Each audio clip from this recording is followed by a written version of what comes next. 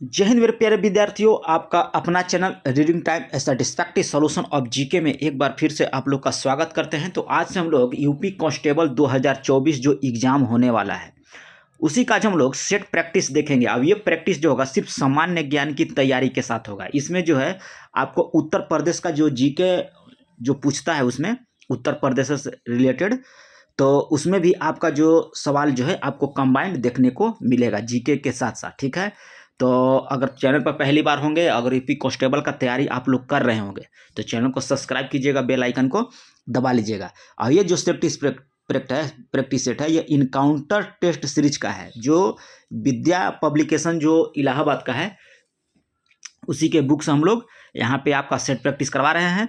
और तो चलिए आज का पहला क्वेश्चन देखते हैं कि इसमें क्या बोल रहा है। चलिए, इसमें कह रहा है कि निम्नलिखित में कह रहा है कि किस उच्च न्यायालय की सबसे अधिक बेंच है। क्वेश्चन कर रहा है कि निम्नलिखित में से कह रहा है कि किस उच्च न्यायालय की सबसे अधिक बेंच है। तो इसमें आप याद रखिएगा कि हो जाएगा आपको गुवाहाटी उच्च न्यायालय में कह रहा है कि सबसे अधिक बेंचें हैं। बेंचों की संख्या सर्वाधिक है। गुवाहाटी उच्च न्यायालय के क्षेत्राधिकार में 6 बेंच थी। याद रखिएगा कितना था, पहले 6 बेंच था, लेकिन मार्च 2013 ईस्वी, याद रखिएगा कि मार्च 2013 ईस्वी से जो है मणिपुर मेघालय जो है त्रिपुरा क्षेत्र के अंतर्गत आने लगा। ठीक है, तो अब जो है इस पे कुल 3 बेंचे बचा हुआ है। ठीक है, चलिए नेक्स्ट क्वेश्चन यहाँ पे दिया है कि निम्नलिखित में से करा है किस राज्यसभा के लिए करा है निर्वाचित सदस्यों की सबसे संख्या जो है सबसे कम, यानी कि राज्यसभा में सबसे कम निर्वाचित होते हैं किस राज्य से। तो इसमें आप टिक कर लीजिएगा, आपका हो जाएगा हिमाचल प्रदेश। ठीक है, कितना हो जाएगा, हिमाचल प्रदेश। अब हिमाचल प्रदेश में कितना है, तो राज्यसभा में 3 गो निर्वाचित होकर आते हैं। छत्तीसगढ़ में याद रखिएगा कि 5। ठीक है, और झारखंड में आपका 6, झारखंड में 6 हो गया, और आपका पंजाब में होता है 7। तो यहाँ पे हिमाचल प्रदेश आपका राइट हो जाएगा। नेक्स्ट क्वेश्चन कह रहा है कि भारत में एक ऐसा कह रहा है कि एकमात्र जहां कॉमन सिविल कोड जो है लागू है। भारत का कह रहा है कि कौन सा एकमात्र राज्य है जहां कॉमन सिविल कोड जो है वहां पे लागू है। तो ये आपको हो जाएगा गोवा। अनुच्छेद 44 के अनुसार, याद रखिएगा कि अनुच्छेद 44 के अनुसार जो है राज्य सारे देश के लिए एक समान दीवानी तथा फौजदारी कानून बनाने का यत्न करता है। ठीक है, किंतु गोवा को छोड़कर भारत के किसी भी राज्य में एक समान नागरिक संहिता लागू नहीं है। याद रखिएगा, तो सिर्फ यहाँ पे हो जाएगा आपका गोवा। अभी किसी भी राज्य में लागू नहीं है। अभी केंद्र सरकार के द्वारा ये जो है बातचीत हो रहा है कि सारे राज्य में कॉमन सिविल जो है उसको लागू किया जाए। किस वेद में कहा है कि सभा और समिति को प्रजापति की 2 पुत्रियां कहा गया है। तो ये आपको बोला गया है अथर्ववेद में। किस में बोला गया है, अथर्ववेद में। आप यहाँ टिक कर सकते हैं। और उत्तर प्रदेश का क्वेश्चन जो है आपको देखने को मिलेगा इसमें। नेक्स्ट क्वेश्चन कह रहा है कि निम्नलिखित में से किसने दिल्ली को सल्तनत की राजधानी के रूप में स्थापित किया था। तो दिल्ली को कह रहा है, तो इसमें आप टिक कीजिएगा इल्तुतमिश जो था दिल्ली को कह रहा है कि सल्तनत की राजधानी के रूप में स्थापित किया था। और ये जो है 1210 ईस्वी में राजधानी बनाया था। कब बनाया था, याद रखिएगा 1210 ईस्वी में। नेक्स्ट क्वेश्चन कह रहा है कि निम्नलिखित में से किसे हिंदी खड़ी बोली का जनक माना जाता है। तो ये आपको माना जाता है अमीर खुसरो को जो है हिंदी खड़ी बोली का जनक जाना जाता है। 1857 के संग्राम के कह रहा है कि प्रथम स्वतंत्रता संग्राम नाम किसने दिया था। तो ये आपको दिया गया था बीडी सावरकर के द्वारा। 1857 का जो संग्राम हुआ था वो प्रथम स्वतंत्रता संग्राम नाम दिया गया किसके द्वारा, तो बीडी सावरकर के द्वारा जो है यह नाम दिया गया था। नेक्स्ट क्वेश्चन यहाँ पे दिया है कि किस यूरोपीय समुदाय ने भारत के साथ प्रथम व्यापारिक संबंध स्थापित किया था। कौन सा कह रहा है, यूरोपीय समुदाय ने कह रहा है कि भारत के साथ प्रथम व्यापारिक संबंध स्थापित किया था। तो ये आपको हो जाएगा पुर्तगाली जो थे कह रहा है कि भारत के साथ प्रथम व्यापारिक संबंध स्थापित किया था पुर्तगाली। अभी कहाँ के था, तो यूरोप के था। चलिए नेक्स्ट क्वेश्चन की बात करते हैं कि अंग्रेज पुलिस अधिकारी सैंडर्स की हत्या में कौन क्रांतिकारी शामिल था। तो इसमें आप याद रखिएगा ये हो जाएगा चंद्रशेखर आजाद। कौन हो जाएंगे, चंद्रशेखर आजाद। ऐसे तो 17 दिसंबर याद रखिएगा, 17 दिसंबर 1928 ईस्वी को भगत सिंह, चंद्रशेखर आज़ाद और राजगुरु ने सैंडर्स की हत्या की थी। याद रखिएगा कौन कौन, भगत सिंह, चंद्रशेखर आज़ाद और राजगुरु। चलिए नेक्स्ट क्वेश्चन यहाँ पे दिया है कि भारत में सबसे बड़ा कोयला भंडार पाया जाता है। तो सबसे बड़ा कोयला भंडार जो है आपको झारखंड में पाया जाता है। नेक्स्ट क्वेश्चन दिया है यहाँ पे 11 नंबर में कह रहा है कि निम्नलिखित में कह रहा है कि कौन सा ग्रह जो है सूर्य का निकटतम ग्रह है। सूर्य के कह रहा है कि निकटतम ग्रह है, तो सूर्य के सबसे निकट ग्रह कौन सा हो जाएगा आपका, तो बुध हो जाएगा। कौन सा हो जाएगा, बुध हो जाएगा आपका। जंग लगने से लोहे का भार क्या होता है, तो जंग जब लगेगा ना तो लोहा का भार जो है आपका बढ़ जाता है। क्या हो जाता है, बढ़ जाता है। और जंग लगना एक रासायनिक परिवर्तन है, याद रखिएगा। जंग लगना क्या है, रासायनिक परिवर्तन है।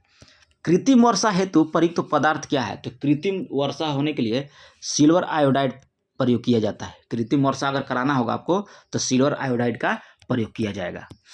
अम्ल वर्षा करा किन वायु प्रदूषकों के कारण होती है, तो अम्ल वर्षा याद रखिएगा कि ये होता है सल्फर डाइऑक्साइड और नाइट्रस ऑक्साइड।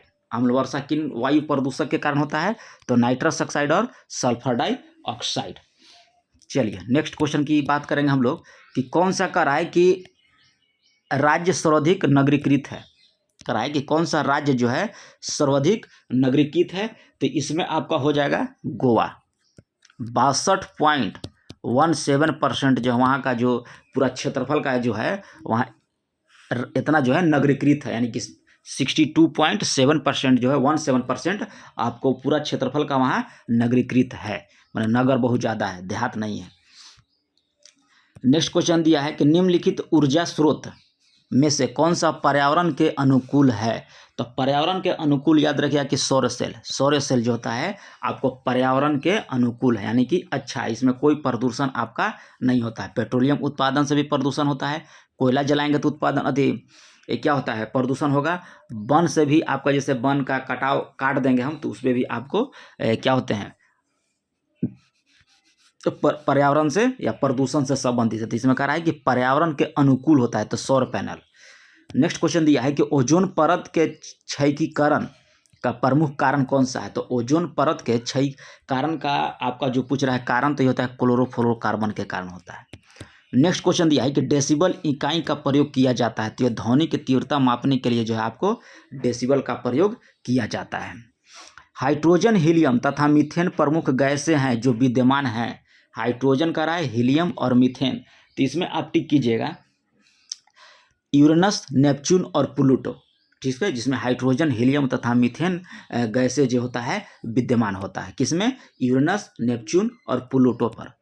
नेक्स्ट क्वेश्चन दिया है कि खट्टे दूध के उत्पादन में कौन सा अम्ल जो है होता है, तो खट्टे दूध में हो जाएगा आपका लैक्टिक अम्ल। याद रखिएगा क्या हो जाएगा, लैक्टिक अम्ल हो जाएगा। एस्टिक अम्ल हो जाता है आपको किसमें, तो आपको एस्टिक अम्ल पाया जाता है जैसे संतरा में हो गया। टाइटेरिक अम्ल इमली में पाया जाता है। जर्मन सिल्वर में चांदी का प्रतिशत कितना होता है, तो जर्मन सिल्वर में चांदी की प्रतिशत आप टिक कीजिएगा 0%। जर्मन सिल्वर में जो है चांदी नहीं रहता है। जर्मन सिल्वर में होता है, जर्मन सिल्वर में तांबा और जस्ता रहता है, ठीक है, और निकेल पाया जाता है, जिसमें तांबा आपको 50% रहता है, ठीक है, जिंक आपको रहेगा 35% और टीन जो है ये आपका रहेगा टीन का है, निकेल जो आपको होगा इसमें हो जाएगा 15%। तो जर्मन सिल्वर में आपका चांदी नहीं होता है, जर्मन सिल्वर में होता है तांबा, जस्ता और निकेल का मिश्रण होता है। चलिए 21 क्वेश्चन यहाँ पे दिया है 22 कि हरित क्रांति का सबसे अधिक प्रभाव महसूस किया गया था, तो सबसे अधिक प्रभाव जो है ये आपको गेहूं का दिया गया था। अगर गेहूं नहीं रहेगा तब आप चावल मारेंगे, लेकिन अगर दोनों रहेगा तो गेहूं और चावल दोनों मारिएगा। अगर साथ में रहेगा तब, अब सिर्फ अकेले रहेगा तो सिर्फ गेहूं मारिएगा। गेहूं के बाद आपका आता है चावल का नंबर। भारत में करा है कि केसर का सबसे बड़ा उत्पादक राज्य कौन सा है, तो ये आपको जम्मू कश्मीर हो जाएगा, केसर का सबसे बड़ा उत्पादक राज्य। भारतवर्ष में करा है कि सिक्कों की ढलाई होती है, तो भारतवर्ष में सिक्कों की ढलाई जो होती है ये आपको होता है मुंबई, कोलकाता और हैदराबाद, ठीक है। चलिए निम्नलिखित में से करा है कौन सी सभ्यता विकास नील नदी के तट पर हुआ था, तो ये नील नदी पर हुआ था आपका। मिस्र की सभ्यता का विकास जो है आपको नील नदी के तट पर हुआ था। कह रहा है कि विश्व पर्यावरण दिवस कब मनाया जाता है? तो विश्व पर्यावरण दिवस याद रखिएगा कि ये आपको मनाया जाता है 5 जून को। ठीक है, 5 जून को विश्व पर्यावरण दिवस। 5 जनवरी को मनाया जाता है लुईस ब्रेल दिवस। 6 फरवरी को आपको संत रविदास जयंती मनाया जाता है और 11 जुलाई को आपको विश्व जनसंख्या दिवस मनाया जाता है। उत्तर प्रदेश में कर देखिए, यहाँ से अब उत्तर प्रदेश का क्वेश्चन चला गया और उत्तर प्रदेश के क्वेश्चन जो है आपको वहाँ 50-50 देखने को मिलता है यूपी कांस्टेबल में। तो इसलिए उत्तर प्रदेश का जो भी महत्वपूर्ण जीके है आपको प्रैक्टिस सेट के माध्यम से हम करा रहे हैं और अभी एक्स्ट्रा बुक होगा तो आप वहाँ से भी पढ़ सकते हैं। उत्तर प्रदेश में करा है कि सबसे ऊंचा बांध कौन सा है? तो उत्तर प्रदेश में सबसे ऊंचा बांध आपको है रामगंगा बांध। ठीक है, रामगंगा बांध जो है आपको रामगंगा नदी पर ही स्थित है। पूछेगा किस नदी पर है? तो रामगंगा नदी पर ही स्थित है। अब इस बांध का निर्माण जो है 1978 ईस्वी में किया गया था। अब इस बांध की ऊंचाई पूछेगा तो 128 मीटर याद रखिएगा। रामगंगा बांध की ऊंचाई 128 मीटर है। रिहंद बांध पूछेगा तो रिहंद बांध की ऊंचाई हो जाएगा 93 मीटर याद रखिएगा। इसका हो जाएगा 93 मीटर। यहाँ पे आप टिक कीजिएगा रामगंगा बांध। उत्तर प्रदेश में करा है कि यूरेनियम उपलब्ध है। तो यूरेनियम आपका उपलब्ध है ललितपुर जिला में। उत्तर प्रदेश में यूरेनियम पूछेगा कि उपलब्ध है आपका तो ललितपुर जिला में। कह रहा है कि देश बंधु के नाम से प्रसिद्ध हैं। तो देश बंधु के नाम से जो है ये आपको हो जाएंगे चित्तरंजन दास। ठीक है, चलिए चौरी चौरा घटना घटित हुआ था। तो चौरी चौरा घटना हुआ था 5 फरवरी 1922 ईस्वी को घटना हुआ था। कहाँ हुआ था? तो उत्तर प्रदेश के गोरखपुर जिला में याद रखिएगा। यूपी के गोरखपुर जिला है, वहीं पे यह हुआ था चौरी चौरा घटना 5 फरवरी 1922 ईस्वी को। नेक्स्ट क्वेश्चन दिया है, कह रहा है कि एक वर्ष में ब्रिटिश सरकार के अंतिम रूप से भारत इंग्लैंड में एक ही समय जो है साथ साथ इंडियन सिविल सर्विसेज यानी कि ICS की परीक्षा आयोजित करने हेतु सहमत हुआ था। किस वर्ष? तो ये हो जाएगा 1922 ईस्वी में। कब होगा? 1922 ईस्वी में हुआ था। चलिए, बांदा बहादुर का मूल नाम क्या था? तो बांदा बहादुर का मूल नाम आपको लक्षण देव था। क्या था? लक्षण देव था आपको बांदा बहादुर का मूल नाम। फ्रांसीसी ईस्ट इंडिया कंपनी स्थापित हुई थी। तो फ्रांसीसी ईस्ट इंडिया कंपनी का स्थापना जो है आपको लुई 14वां के शासनकाल में हुआ था। कब हुआ था? लुई 14वां के शासनकाल में। उत्तर प्रदेश से कर आए कि होकर गुजरने वाला सबसे लंबा राष्ट्रीय राजमार्ग कौन सा है? तो ये आपको हो जाएगा राष्ट्रीय राजमार्ग 2 है। ठीक है, राष्ट्रीय राजमार्ग 2 हो जाएगा जो आपको उत्तर प्रदेश से गुजरता है। इसकी लंबाई जो है 8711 किलोमीटर है। ठीक है, और ये कह रहा है कि लंबाई की दृष्टि से उत्तर प्रदेश जो है भारत में दूसरा स्थान ये रखता है। उत्तर प्रदेश में प्रथम रेलगाड़ी किस वर्ष चलाई गई थी? तो उत्तर प्रदेश में कह रहा है तो ये हो जाएगा 1859 ईस्वी में। ठीक है, 1859 ईस्वी में इलाहाबाद से कानपुर के मध्य चली थी। याद रखिएगा। अब तो प्रयागराज नाम राज हो गया इलाहाबाद का नाम। तो याद रखिएगा कि इलाहाबाद से लेकर आपको चला था कानपुर तक। ठीक है, चलिए नेक्स्ट क्वेश्चन की बात करते हैं यहाँ पे कि उत्तर प्रदेश में कुल कितने केंद्रीय विद्यालय हैं? तो उत्तर प्रदेश में याद रखिएगा कि कुल केंद्रीय विद्यालय आपका 6 गो है। कुल डीम्ड विश्वविद्यालय पूछेगा तो 8 गो है डीम्ड विश्वविद्यालय। राज्य विश्वविद्यालय आपका 27 गो है। ठीक, और केंद्रीय विद्यालय आपका 6 गो है और उसमें देता है निजी विश्वविद्यालय। तो निजी विश्वविद्यालय आपको उत्तर प्रदेश में 24 गो है। पॉलिटेक्निक कॉलेज पूछेगा तो 118 कॉलेज याद रखिएगा। मेडिकल कॉलेज आपका 17 गो है। चलिए अगला क्वेश्चन कर रहा है कि राष्ट्रीय परीक्षा एजेंसी यानी कि NTA का नया महानिदेशक जून 2023 में किसे नियुक्त किया गया था? तो ये आपको नियुक्त किया गया था सुबोध कुमार सिंह को। राष्ट्रीय परीक्षा एजेंसी यानी कि NTA का नया महानिदेशक जो है जून 2023 में सुबोध कुमार को नियुक्त किया गया। निम्नलिखित में से कह रहा है कि किस देश की कह रहा है कि हॉकी टीम ने 11 जून 2023 को दक्षिण कोरिया की टीम को 2-1 से हराकर महिला जूनियर हॉकी एशिया कप जीता है? तो ये आपको जीता है भारत। कौन जीता है? भारत। तो 38 क्वेश्चन जो है आपको यूपी कांस्टेबल में देखने को मिलेगा जीके का। ठीक है, और कुछ उसमें आपको उत्तर प्रदेश जीके का भी रहेगा। तो यहाँ पे सेट में आपको सारा चीज़ दिए हैं। ठीक है। तो चैनल पे पहली बार होंगे तो चैनल को सब्सक्राइब कीजिएगा और आपका टेलीग्राम ज्वाइन कीजिएगा, वहाँ पे आपको जो है प्रैक्टिस सेट का जो PDF है वहाँ पे आपको मिल जाएगा।